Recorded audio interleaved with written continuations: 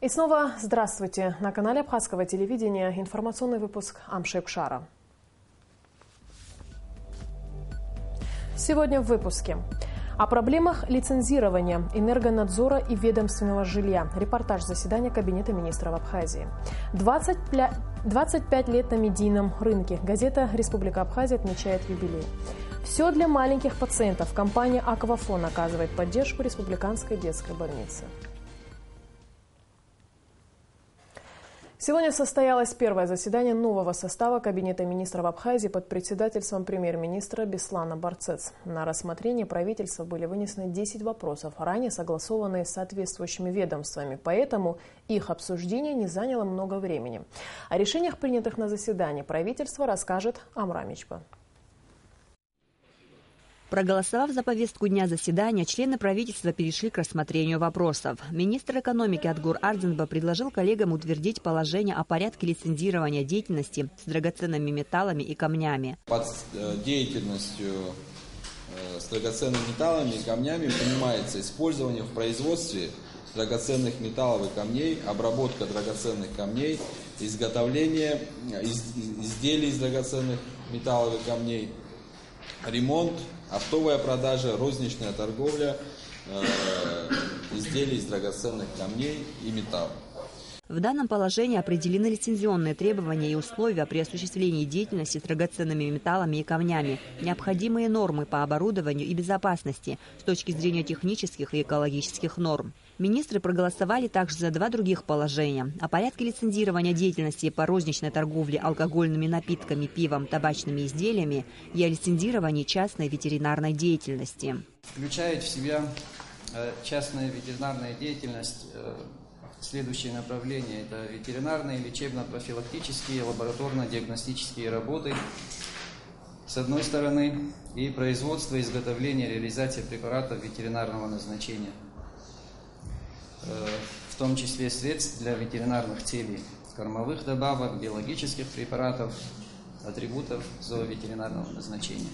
Члены правительства признали утратившими силу постановления о лицензировании ряда видов деятельности по оказанию юридических услуг, риэлторской деятельности, так как по новому закону они не подлежат лицензированию в Минюсте. Проголосовав за положение об осуществлении государственного энергетического надзора, предложенное председателем Госкомитета по стандартам потребительскому и техническому надзору Эриком Рштуни, следующим же своим решением министры ввели в состав энергетической комиссии правительства вице-премьера Беслана Эшба. Он будет курировать энергетическую отрасль, а также председательствовать в комиссии. Энергетическая комиссия является действенным инструментом, который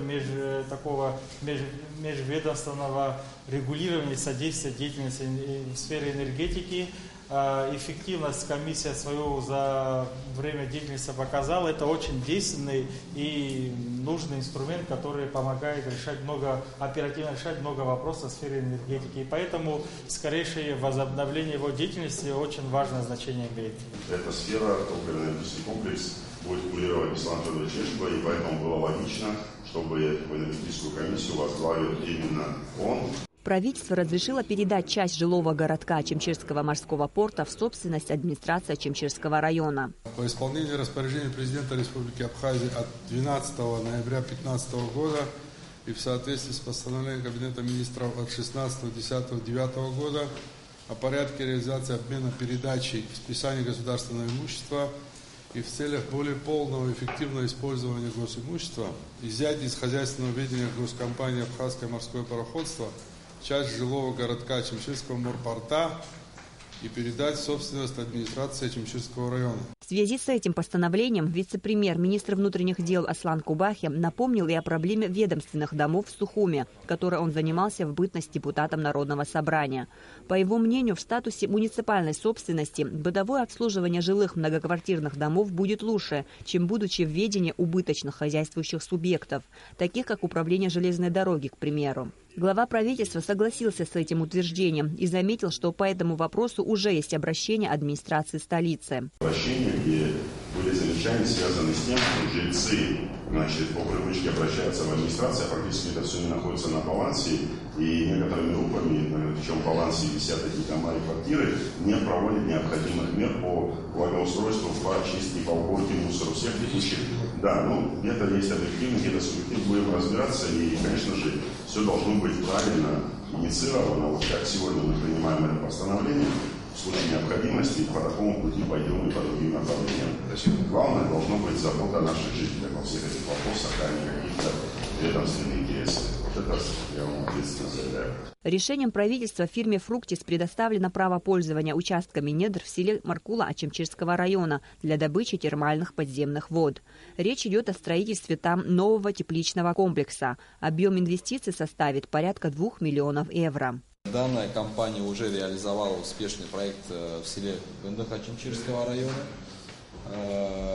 Речь идет о строительстве нового объекта. Объем инвестиций составит, по нашей информации, более 2 миллионов евро. Будет создано до 50 рабочих мест. Значит, разовый платеж за пользование недрами составит 250 тысяч рублей. Регулярные платежи в год составят 300 тысяч рублей. Остальные налоги и платежи будут составлять около 2 миллионов рублей в год. Учитывая положительный опыт данной компании, у нас есть все основания полагать, что данный проект состоится успешно. Более того, они являются уже не один с лишним год, участником внешнеэкономической деятельности, что и дает возможность зарабатывать и транспортным компаниям, и целая инфраструктура работает. Поэтому это 50 новых рабочих мест. И объем инвестиций 2 с лишним миллиона евро.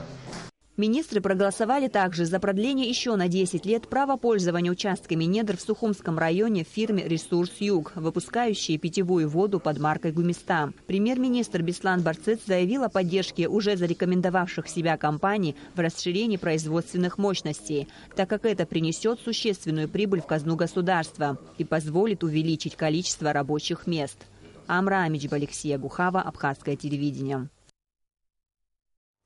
Пресс-служба РУП «Черноморэнерго» прокомментировала статью в грузинских СМИ под заголовком «Ингургэс закроют на ремонт», в которой говорилось о планах Министерства энергетики Грузии закрыть Ингургэс на несколько недель в 2017 году для проведения ремонтных работ. «Черноморэнерго» подтверждает факт введения переговоров с грузинской стороной о временном прекращении выработки электроэнергии на Ингургэс в связи с необходимостью проведения ремонта в деривационном тоннеле, по которому вода из водохранилища подается на турбины. В комментарии, в частности, отмечается, что сторонами обсуждаются возможные источники компенсации электроэнергии на время проведения работ. ГЭС планируется остановить в период наименьшей выработки, чтобы компенсационной энергии понадобилось меньше, сообщает пресс-служба «Черноморэнерго». 25 лет на медийном рынке Абхазии. Газета «Республика Абхазия» отмечает юбилей. В середине сентября 1991 года по инициативе Владислава Ардзенба вышел в свет первый номер газеты Верховного Совета Республики Абхазия. Издание по праву может считаться летописью современной истории Абхазии. Об истории, сегодняшнем дне и перспективах главной газеты страны в специальном репортаже Елены Лолуа.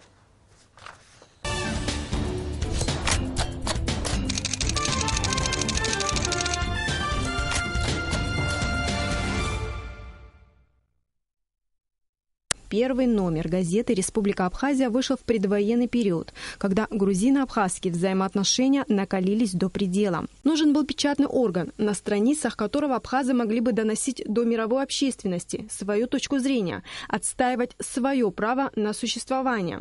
Владислав Ардзенба принял решение создать новую газету, дал ей название «Республика Абхазия» и назначил редактором Виталия Чамагуа. События 1989 года показали, и период этот показал, что необходим печатный орган, который может на идеологическом фронте создать противодействие. По инициативе председателя Верховного Совета Абхазии Владислава Григорьевича Ардзенба было предложено создать свой новый печатный орган и назвать его «Республика Абхазия». Когда некоторые засомневались, а стоит ли так его называть, может Абхазия, может просто республика, Владислав Григорьевич сказал, пусть люди привыкают к этому новому словосочетанию. И он оказался прав. Грузинская часть коллектива Советской Абхазии, на базе которой была создана газета, восприняла в штыки новое словосочетание. Название «Республика Абхазия» им резало слух. Их не устраивали публикации абхазских историков, ученых и известных общественных деятелей, защищающих национальные интересы абхазов. Несогласные с новой политикой газеты уволились. Абхазию просто не считали как страна, как республика. Единая неделимая Грузия прежде всего звучала со страниц грузинской прессы, с другой прессы. До Отечественной войны народу Абхазии газета выходила ежедневно и оперативно доставлялась во все города, районы и даже отдаленные села республики. Служба доставки посредством почты работала исправно. В период войны удалось выпустить 70 номеров на базе Гудаутского района газеты «Бзыпь». После боевых действий пришлось по крупицам собирать людские и технические ресурсы. Газета и типография расположены в одном здании в центре Сухума и составляют единое целое. Сегодня газета выходит 3 раза в неделю, тиражом 1200 экземпляров. В ней трудятся более 50 человек. Это творческие и технические работники, в основном с большим стажем. Молодежь идет работать неохотно из-за низкой оплаты труда. И это настоящая проблема, не только для Республики Абхазия. В редакции с особой теплотой вспоминают своего коллегу, ушедшего из жизни, Сергея Саркисяна, много лет проработавшего в газете. Лилиана Яковлева работает в газете со дня ее основания, пишет очерки, освещает культурные события в стране. Тогда в Советскую Абхазию часть была молодых, то тут уже в Республике Абхазия коллектив из советской перешедший, он стал костяком опытных работников. И к нам пришло очень много молодых. Вот. Ну и мы старались чему-то учить. Эти традиции сохраняются и сейчас. Ну, к чему мы стремимся сами? Прежде всего, честность перед самим собой и перед своим читателем. Русудан Барганджия в журналистике с 1983 года начинала в газете «Советская Абхазия». В газете «Республика Абхазия» я себя чувствую как во второй своей семье, потому что здесь работают мои коллеги, с которыми я работала в газете «Советская Абхазия».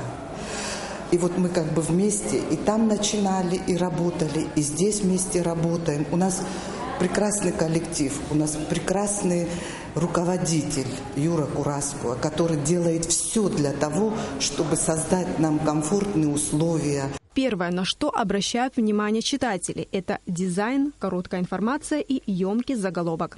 Если говорить о дизайне издания, то он не отвечает современным требованиям. Так считают и читатели, и сотрудники газеты.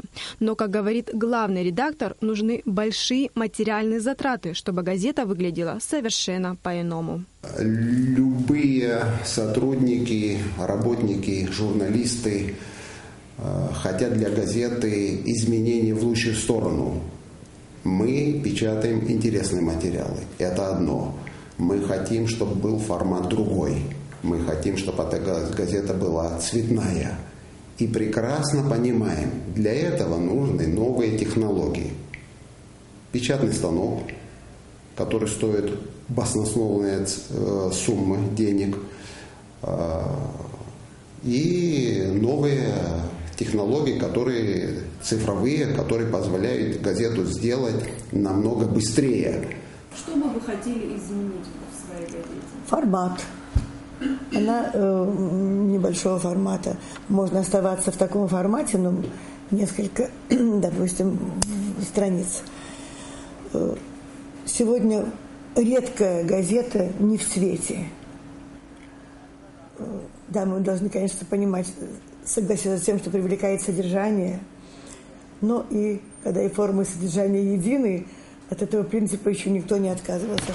Говорят, что это очень дорого приобрести вот такую машину, которая могла бы и шрифтовое разнообразие, и цветовая гамма, чтобы была. Так мы черно-белые. Юрий Кураско говорит, что редакция государственного печатного органа не работает под диктовку сверху. Газета «Республика Абхазия» – государственный печатный орган, официальный государственный печатный орган. Вы можете на своих страницах критиковать те или иные решения, действия правительства, парламента, власти? Значит, с момента издания газеты в сентябре 1991 года по сегодняшний день про газету «Республика Абхазия» можно было слышать разное. Различные шутки, байки, небылицы. Вот вы ангажированная газета, вот вы начинаете день с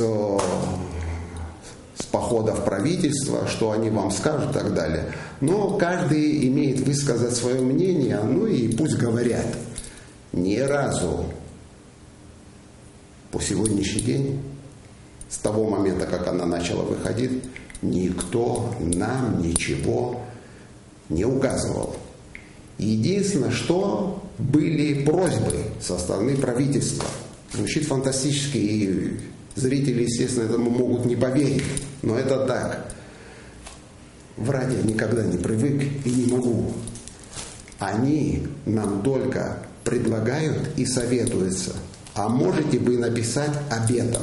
Вы можете воспринять это как просьбу, заказ и так далее.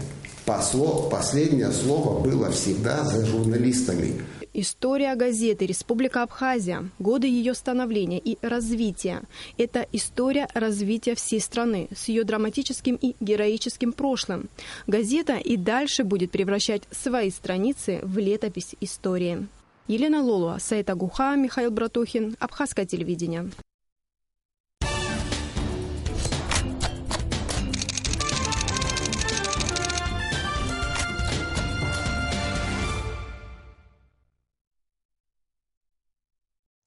18 сентября состоятся выборы в Государственную Думу Российской Федерации. Каждый гражданин России будет иметь право отдать свой голос за того или иного кандидата или партию. Проголосовать на выборах смогут и граждане России, постоянно проживающие в Абхазии. Мы продолжаем знакомить вас с мнением наших соотечественников о предстоящих выборах. Уважаемые граждане нашей республики, уважаемые жители Гудаутского района, все вы хорошо знаете, что 18 числа этого месяца проводятся выборы в Государственную Думу Российской Федерации. Поскольку мы являемся гражданами Российской Федерации, наш долг принять активное участие в этих выборах. Выборы 18 сентября на территории нашего района будут проходить на двух участках. В средней школе номер 2 в городе Гудаута и в здании Бамборской средней школы в поселке Бамбора. Лично я, поскольку являюсь жителем этого поселка, приму участие в этих мероприятиях. И это мой долг как житель этого поселка и как гражданин России. Призываю всех проявить свою гражданскую ответственность и принять активное участие в мероприятиях политического характера всей России и нас вместе с ними. Уверен, что каждый из нас сделает то, что от него зависит, для успешного проведения этого политического мероприятия. В это воскресенье состоятся выборы депутатов Государственной Думы. Голосование пройдет не только, собственно, на территории Российской Федерации, но также в странах, где проживают граждане Российской Федерации, в том числе в Республике Абхазия. Нынешние российско-абхазские отношения характеризуются союзничеством и стратегическим партнерством. И это не просто слова, а на практике мы видим, что Россия оказывает очень деятельное и пристальное внимание Абхазии. И именно исходя из этого, как мне кажется, явка на выборах в Госдуму по территории Республики Абхазия будет достаточно высокая. Я хотел бы в преддверии предстоящего голосования обратиться к гражданам Российской Федерации, которые проживают в Республике Абхазия, принять самое активное участие в предстоящем голосовании, прийти на один из 9 участков, которые будут располагаться в нашей республике, и проголосовать за ту политическую силу, за тех депутатов-одномандатников, которые, собственно говоря, им больше всего симпатичны. недостаточны. Лично я, как гражданин Республики Абхазия, который имеет одновременно и российское гражданство, в это воскресенье собираюсь отдать свой голос за политическую партию «Единая Россия». Именно потому, что у руля этой партии находятся лидеры, руководители, которые и на словах, и на деле оказывают всестороннюю поддержку нашему молодому государству. Компания «Аквафон» оказывает поддержку медицинским учреждениям страны. Не так давно в Республиканской детской больнице на средства, перечисленные первым сотовым оператором, были отремонтированы несколько отделений. А в эти дни приводится в порядок помещение приемного покоя. Что еще планирует сделать для маленьких пациентов в больнице компания «Аквафон», расскажет Сария Смыр. Нехорошо, когда болеют маленькие дети, но если такое произошло, родители сразу же обращаются к педиатру. В Республиканской детской поликлинике каждый день на прием приходит большое количество родителей со своими детьми. Медперсонал со всей ответственностью подходит к своему делу и принимает детей круглосуточно. Кстати, если говорить об условиях в больнице, ситуацию тут можно было назвать плачевной до недавнего времени. Но благодаря оператору сотовой связи «Аквафон» в здании был произведен частичный ремонт. Не первый раз нам оказывается такая спонсорская помощь компании «Аквафон». Они, честно говоря, знают наши проблемы нашей больницы, проблемы того, что у нас фактически ничего не функционирует и все нуждается в ремонте, поэтому они оказывают нам посильственную помощь. Это уже 3-й транш. Сделана была реанимация, сейчас делан приемный покой. И хотелось бы сказать огромное спасибо. На сумму около 1 миллиона рублей здесь был отремонтирован операционный блок и реанимационное отделение. Сейчас работы ведутся в приемном отделении. Здесь уже заменили окна и двери, покрасили стены, а на месте старого пола выложили новый. По словам сотрудников «Аквафона», компания старается всячески поддерживать медучреждения страны. Компания «Аквафон» является частью социальной жизни нашей республики и всячески поддерживает такого рода проекты, когда мы можем помочь чем-нибудь нашим детям. За все время существования нашей компании более 1 миллиона рублей было выделено детской больнице в нашей столице на различного рода ремонтные работы. Мы рады всему тому, что касается здоровья детей и поддержания их развития. Ведь хорошие условия для их здоровья, для лечения каких-то недугов, это напрямую зависит от того, кем они станут в будущем. Такие перемены не могут не радовать и родителей. Они признаются, что теперь не придется в холодное время года мерзнуть в холле больницы. Более того, заходить в здание теперь стало намного приятнее. Ремонт, это все, конечно, всем это родителям всем будет нравиться и удобно, и приходить приятно будет. Первые шаги уже сделаны. По словам представителей компании «Аквафон», останавливаться на достигнутом они не собираются. Оператор сотовой связи планирует и впредь помогать в обустройстве больницы. Сария Смыр, Тимур Гугохия, Абхазское телевидение. 4-й международный арт-пленэр «Краски осени Абхазии-2016» распахнет свои двери для художников из разных городов Абхазии и России. В течение 8 дней с 11 по 19 октября мастера красок и кисти будут писать свои работы, выезжая в живописные уголки Абхазии. Арт-пленэр завершится итоговой выставкой, на которой будут определены призеры первых 3 мест, а также будет вручен гран-при конкурса. Самые лучшие работы передадут в Национальную картинную галерею Абхазии. Мероприятие проводится при поддержке президента Республики Абхазия Рауля Хаджимба. Учредителями арт-пленэра являются Абхазский государственный университет, Объединение независимых художников Апсна Арт, Национальная картинная галерея с участием Союза художников Абхазии, Московского культурно-делового центра «Дом Москвы» в Сухуме. Воспитанники секции самбо Сухума и Ачамчыры стали призерами международного турнира по этому виду спорта «Кубок двух морей» в городе Керчь. Медали чемпионата разыграли более 600 спортсменов из 32 команд России и стран СНГ. 3-е место в весовой категории до 55 килограммов среди девушек 2003-2004 годов рождения заняла Эсмеральда Бутба. В весе до 78 килограммов среди юношей 2002-2000 годов рождения также 3-е место занял Артем Ведикян. И в конце выпуска о погоде.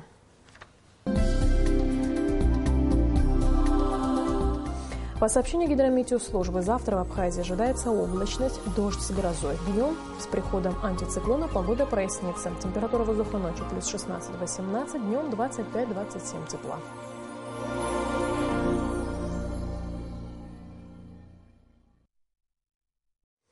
На этом наш выпуск завершен. Всего доброго и до скорой встречи в эфире.